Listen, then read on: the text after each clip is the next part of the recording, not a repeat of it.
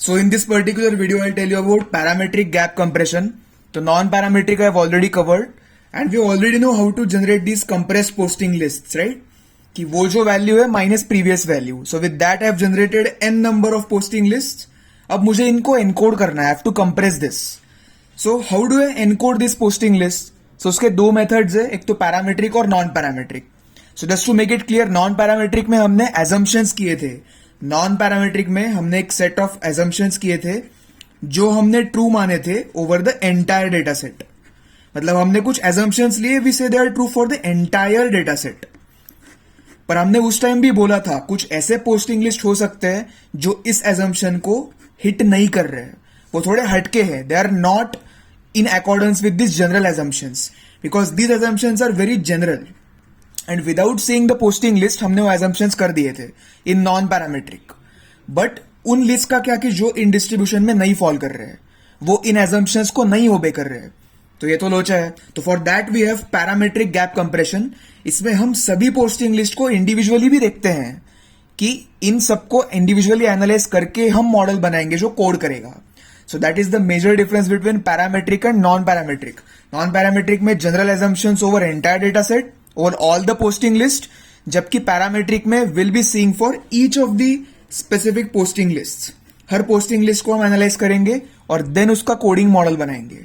तो इसमें भी actually we have two types. The first one is global and the second one is local. So just like the name suggests, global parametric gap compression में क्या होगा? It is global. तो हम क्या करेंगे? पहले सारे posting lists को हम analyze कर लेंगे. We'll analyze all the posting lists and then we'll decide a singular model. एक model बनाएंगे for encoding all of these posting lists. So in global, what we do is we find out a single model which is adhering to all of this posting list. एक global एक ही model बनाएंगे जिसको हम use करेंगे encoding के लिए. जबकि for local parametric gap compression what will do is will generate a model for each posting list. For this posting list have a model 1. Local है ना, वो लोकली हर पोस्टिंग लिस्ट के लिए अलग मॉडल बनेगा और फिर इस पोस्टिंग लिस्ट को मैं इस मॉडल से एनकोड कर दूंगा. So that's the two types of parametric gap compression, global and local. Global में सबके लिए एक मॉडल और इसमें लोकल के लिए हर एक के लिए एक एक मॉडल, और उन पर्टिकुलर मॉडल से इस लिस्ट को मैं एनकोड करते जाऊंगा. So these are the two types of parametric gap compression methods.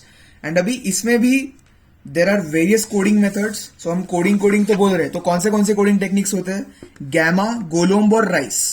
तो गैमा कब यूज करते हैं? जब हमारा जो गैप्स है वो ज्योमेट्रिकली डिस्ट्रीब्यूटेड है, तो उस केस में हम गैमा यूज कर सकते हैं. कोलोम कोडिंग टेक्निक यूज करते हैं जब वो जनरल गैप डिस्ट्रीब्यूशंस के लिए जो नॉर्मली होते हैं अपने.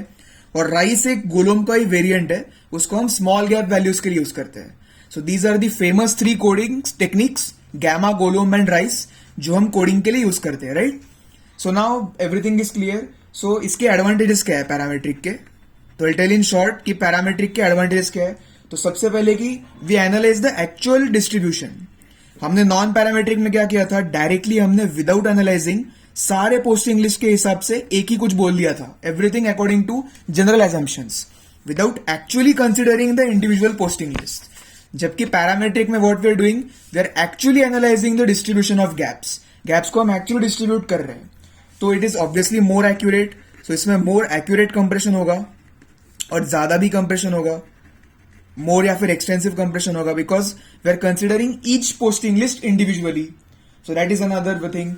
उसके बाद उसका जो फ्लेक्सिबिलिटी है काफी ज्यादा होता है, क्योंकि अगर हमने लोकल वाला यूज किया तो वी कैन बी फ्लेक्सिबल कि इस पोस्टिंग लिस्ट के लिए ये मॉडल, इस पोस्टिंग लिस्ट के लिए ये model, we can individually consider those. So that is flexibility. But अभी इसमें डिसएडवांटेज क्या होंगे? इसके डिसएडवांटेजेस होंगे, सबसे पहले we are considering all the list, right? तो इट इज ऑब्वियसली कॉम्प्लेक्स. समझ में ही आ रहा है कि नॉन पैरामेट्रिक तो इजी था कि हमने जेनेरिक एजम्पशंस कर लिए विदाउट एनालाइजिंग, पर इसमें we are analysing each and every posting list. So it is very complex and obviously it will be computationally expensive. Why? Because we are seeing each of the list, right? हर एक list को देख रहे हैं बार बार, तो इसमें कॉम्प्यूटेशनली expensive है और ओवरहेड आएगा.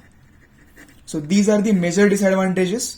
सो again to recap the standard definition, जो आपका पैरामेट्रिक गैप कंप्रेशन होता है, it analyses the actual gap distribution and it tries to find out statistical properties within that distribution.